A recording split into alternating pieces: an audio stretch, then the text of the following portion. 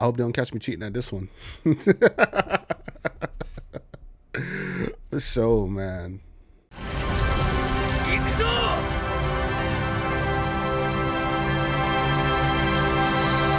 What's up, guys? Dark Show TCG here, and here we are with my OP08 primer and pre-release guide. In this video, I'll go over the new leaders, strategies, and archetypes coming from the new One Piece booster OP08 2 Legends. All right. So we get 6 new leaders in every main set. 2 of them this time are mono-colored, and then we get 4 dual-colored leaders. So first we have yellow Calgara, then Charlotte Pudding, yellow-purple Charlotte Pudding, purple black King, green Carrot, red blue Marco, and red green Chopper. So Calgara is kind of like the aggro leader of this set, him and Chopper. People say Calgara plays very similarly to like Whitebeard, like OP02 Newgate, in which he uses his own life as like a resource. So Calgara, Dawn ×1, when attacking, put a character with the Shindoran Warriors type from your hand into play with the cost less than or equal to the number of Dawn you control. Then if you play the card, add the top card of your life to your hand. So Calgara basically cheats out another unit at the cost of his own life. And the way it's worded with the Dawn is kind of weird. This is like kind of new, where it's like Dawn you control, but it's basically however much Dawn you have on your board. So if you have 6 Dawn and you attach one to your leader, even though you have 5 Dawn left, you can still play a 6 costed unit by using his ability. And that's actually one of the main key points with Calgara in the card you'll see later. Charlotte Pudding is when attacking, you may flip the top 2 cards of your life face up, add up to 1 Dawn card from your Dawn deck as rested. Very standard. It's a pretty cool ramp ability. I like that they give purple leaders like their own type of in-house ramp. They kind of figured out that leaders having to rely on an outside source of ramp can kind of lead to inconsistencies and less viability, which we'll see with the next leader. Black Purple King. He relies on Onigashima a fair bit, but because he's an Animal Kingdom Pirates leader, he can, leverage Onigashima and 10 cost KO Kaido. So him having that tribe, that synergy is very powerful. And then his ability, it says activate main once per turn, Dawn -2, choose 1, a lot of words. If your hand has 5 or less cards, draw 1 card, or give up to one of your opponent's characters -2 cost this turn. 2 good effects that you can use, one or the other, but your -2 cost is very strong on a leader, as well as drawing a card when you have 5. So it allows King to either really go through his deck or set up plays with his leader ability. So it's just very versatile leader ability, and I like it a lot. Now we have mono green Carrot, activate main once per turn. If you have a character with the Minx type in play, rest up to one of your opponent's 5 cost or less character. So she's kind of like a more active version of Bonnie, Joey Bonnie, that we got in OP07, where if you control a Minx, you just tap one of your opponent's characters. And then that allows you to be aggressive, allows you to fight for board, have more control, or allows you to rest a blocker to go in for lethal. I think Carrot's a pretty cool leader, and I would love to see more for this format. Next, we got Marco. Some people held him as the next Sakazuki when this leader first got revealed, all because of his ability. So Marco says Dawn ×1, activate main once per turn, draw a card, then place 1 card from your hand to the top or bottom of your deck, and then give one of your opponent's characters -2 cost for a turn. So if you guys don't know or don't see it, the Sakazuki-esque part about him is that he's minusing a stat, as well as he allows you to see 2 cards per turn. The main difference is that it's not free. With Sakazuki, you can literally just draw 1, trash 1. Marco, you have to attach the Dawn to be able to leverage his ability at all. So I think his color combo as well as the Dawn requirement make him a much more balanced version of Sakazuki. However, I don't think he'll reach the same metagame potential. But that's all speculation. This is a primer. Too much words. Next, we got red green Tony Chopper. Activate main, put 1 rested Dawn on each of your animal or drum kingdom type characters. So you put 1 rested Dawn up to 3 of your animal or drum kingdom characters, meaning he's kind of like a Zoro in the sense where you're just putting out free power. So let's say you have some units on board, you can play another 3 costed unit and then give all 3 of those Dawn to 3 of your other characters, and then you can start swinging. Also very similar to Bello Betty in that sense. But those are our leaders. Let's get into the archetypes that they bring in. So we have the Minx with Carrots, and Carrot bringing in the Minx. He's bringing back the Minx because they were here in originally, I think, OP01 or OP02, but we're getting way more cards now to support their green game plan of freezing characters and, you know, tapping characters, you know, just utilizing a lot of green's rest mechanics. Then we have yellow. Sky Island is coming back with the new Shandorian warriors. They have huge bodies, they're ultra consistent, multiple searchers, and they go wide if you let them. Then we get Egghead, more Egghead cards to go with Vegapunk, but we have Nami and Bonnie, who are good pieces for any yellow deck. Spoilers, but due to Kaido's and Lilin's alliance on Wano, Big Mom Pirates get a new fresh purple shade of paint, and Pudding is calling on her family to help him rep into 10 Dawn. We have that 6-cost Katakuri there who, like, he'll turn one of your life face down so that he can ramp 1 Dawn as active. So you can kind of see how he's like synergizing with Pudding, who turns her life face up in order to get the rested Dawn. So he's another additional ramp in one of the purple Big Mom Pirates that we get from this set. And then we get Purple King. This is actually a rush on play Dawn -1. If your opponent has 5 or more Dawn cards, that character gains rush. So it's a 7/8 rush. It's a purple Animal Kingdom pirate. We already had purple Animal Kingdom pirates, but what we didn't have were black Animal Kingdom pirates. And we get this bully Kaido. Man, even though he doesn't wipe out the board like 10-cost purple Kaido, he is ripping a card from your opponent's hand as well as removing a 7-cost on board. And it's trashing, not KO, so you can get around like Borsalino and can't be KO'd effects too. Blue has Whitebeard Pirates that comes with a focusing of going wide and manipulating the deck to set up for those board plays. It can do some tricky things, especially with the Marco leader. So you can like stack the top of your deck and make sure that your draws, and it has a lot of like reveal the top card of your deck synergies. Finally, everyone's favorite spare food is back home representing Drum Kingdom, and he brought the local wildlife to help out. Red has Animal and Drum Kingdom cards. That is a powerful going wide strategy if you just let them run amok. You have this Tony Tona Chopper right here who says, on player when attacking, you can look at the top cards of your deck and then reveal an animal and then put it into play. So this card, the second he hits the field, he's bringing a friend. It's pre-release season, meaning that about a week or the weekend after this video goes live, you will be in your OP08 pre-release tournaments. I hope you signed up. Let's get started with the basics. The pre-release tournament is a draft style tournament. You can use any leader from the past or present. You get 6 packs and then you build a 40 card deck out of those 6 packs. Anyway, enough rules. Here are some basic cards you should look to fill up the bulk of your deck. We have these counter events, 2Ks, any vanillas that you find, as well as blockers. Counter events, they can help you out in the pinch because you're probably not going to be using your Dawn optimally anyway. The 2Ks, you always need 2Ks in your deck just to be able to defend. It's a lower power format, so you kind of want to be able to defend your life.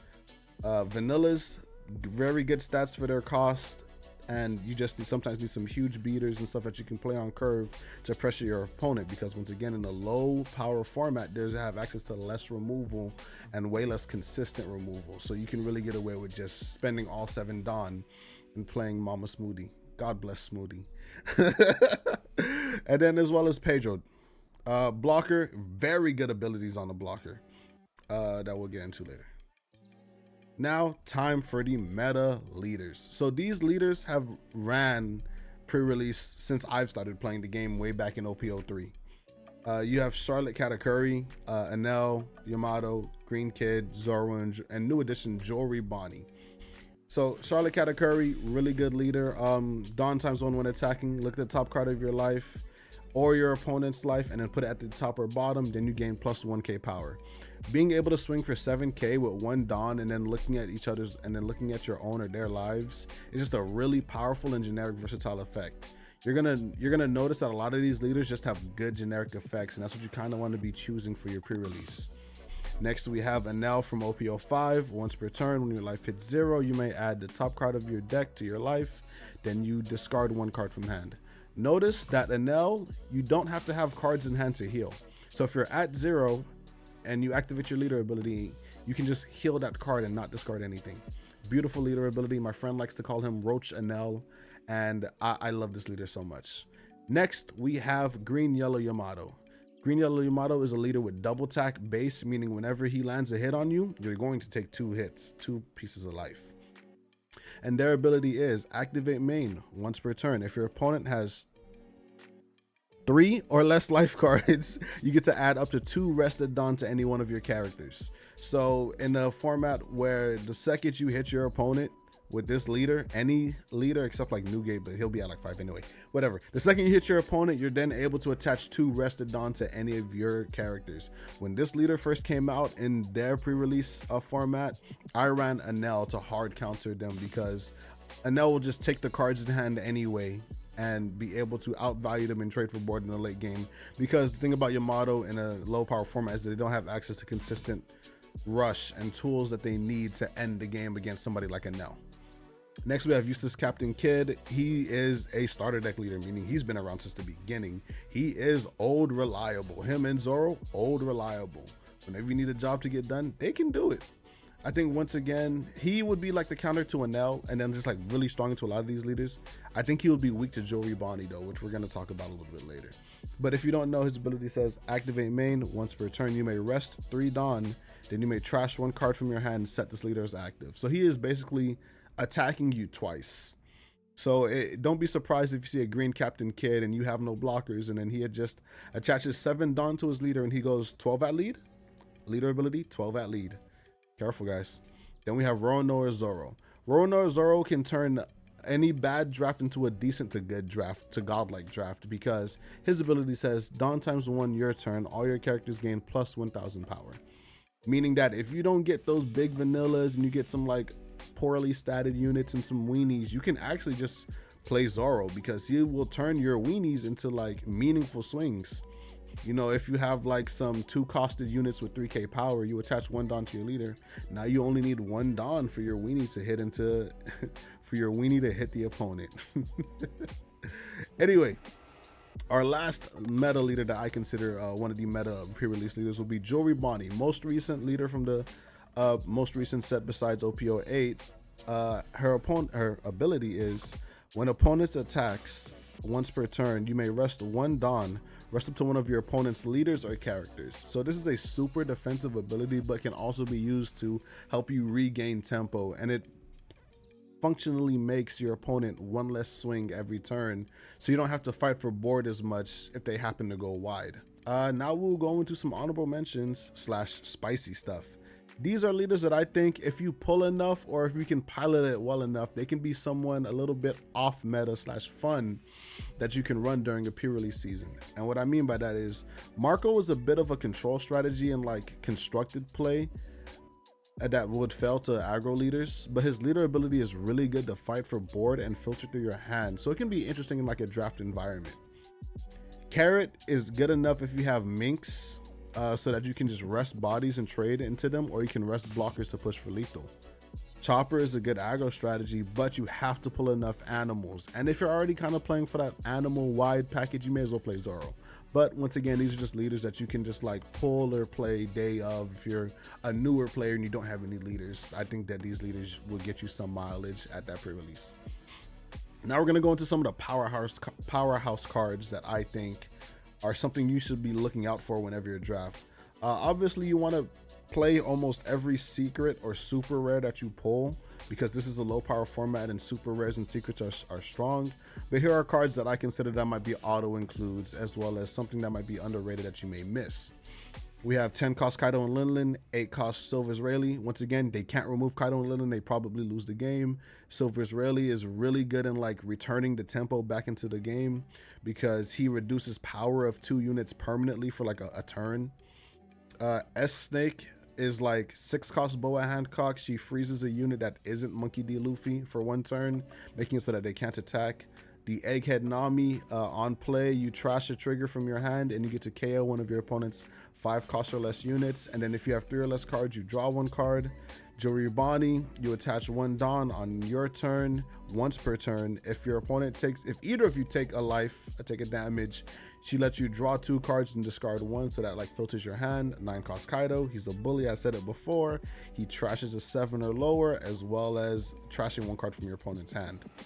7 cost King, rush unit, he comes out 7/8 rush, really good. Jozu, you get to return one of your own characters to hand, and then you return one of your opponent's 6 cost or lower characters to hand. So like you can attack with one of your characters, or maybe you played like a searcher or some utility card. You return that to hand and you return one of your opponent's tempo 6 Dawn plays, because they're probably playing a vanilla or something not that good, and making them lose that tempo is really good for you.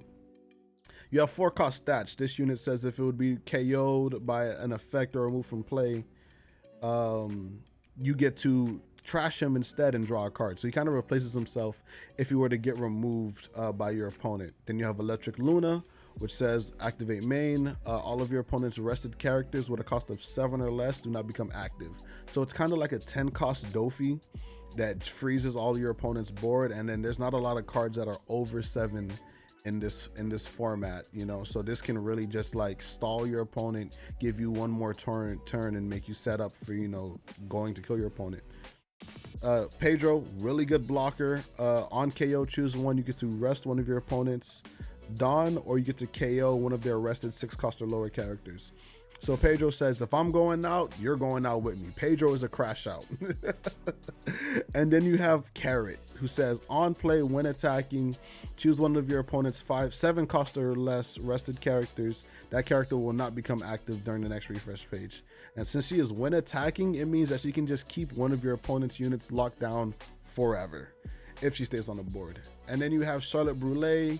She is a chump blocker, but she can also ramp you a Dawn. Blockers are good, and the fact that she helps accelerate your curve is good too. And then you have Hakai, Ocean Sovereignty. It's probably going to be a different name when it comes out, but this is basically purple Gravity Blade.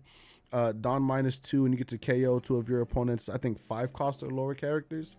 Some pretty good removal if you decide to play a leader like a Nell or another control strategy. Just someone who you know that like you can go to the late game with and then control and stabilize. And I think that's going to be it, guys, for the video. I do want to say as final notes, don't use this guide as like a strict route to success, but just think about what I've said here. You know, take these cards into consideration, the leader choices. It's possible I might have missed a few cards and there might be sleeper picks in this set, so make sure you just read everything and you construct your, you know, what's best for you. Above all else, remember to have fun, make some memories with your homeboys, with your homies, with your fellow card game gamers. Don't be a shark. Don't be jealous if the guy pulls a manga right next to you and you're like, bro, you should have given me his pack. Why did you give me his pack? It's a card game, guys.